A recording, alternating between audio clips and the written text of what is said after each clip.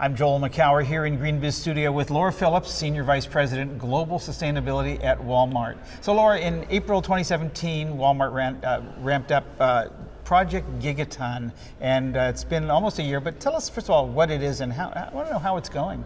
Great, so Project Gigaton is really an extension of our ambition in climate. You know, we set a goal many years ago to have 100% renewable energy power our facilities. So we're making progress on that goal, and we really looked at our energy targets and said, what more could we do? What's real leadership in this space? And so we set out to have an approved science-based target. So meaning that we would look at our emissions in our own operations and through our supply chain and say, what do we need to do? What is our part to get to that 2-degree goal?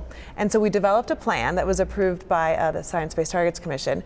And Project Gigaton is really what we need to do in our scope 3, so in our supply chain, to deliver on that ambition. So we've got our own work in our operations, you know, and an aggressive reduction plan there, but Project Gigaton is all about taking 1 billion metric tons of emission out of our value chain, which is thinking about our products end to end. So right. How are they produced, how are they sourced, how are they distributed, and then kind of where do they end up, right? So how are they in kind of use with customers in their own homes? So let's talk about first about the upstream part and then this consumer piece. I mean, that's getting a lot of big companies and suppliers on board something. How do you do that? That's exactly right. So again, the goal of Project Gigaton is to work together with our suppliers to get 1 billion metric tons of emissions out of the supply chain by the year 2030. So we've identified 6 main pillars of work. So we've been doing some work with our suppliers on supply chain emissions the last couple of years. EDF has been a key partner for us there. And we've learned kind of what are the key areas of focus for our suppliers.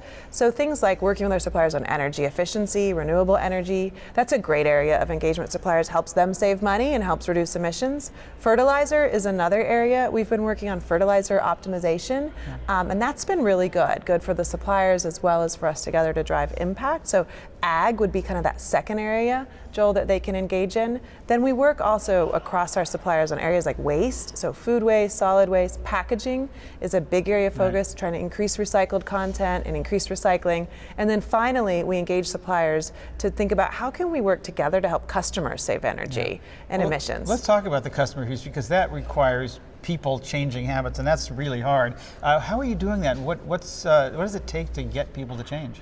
That's great. So the first thing is we're really working with the suppliers on great product there. And so we have good examples from lots of suppliers who are working on more energy efficient products, all the way, you know, suppliers like a Hewlett-Packard, you know, is looking at making more energy efficient products. Our light bulbs, we have great work that we're doing there. We've moved our entire category to LED, and that's doing really well for us. So I do think it kind of starts with innovative products that customers look at and say, gosh, that's just a great product. Yeah. And then they save money, and we tell them that. So we'll tell, you know, right on the packaging on our light bulbs how much they can save by switching into that package. And we're doing, you know, more innovative ways, thinking about how else we can engage customers in the work. You know, an area like cold water wash, that's a great way that customers can really make a small shift but end up making a big difference. Well, I like the scale of ambition, the scale that only Walmart can make, and got 1 year down and 12 more to go, so we look forward to doing that. Laura Phillips from Walmart, thanks so much. Thank you.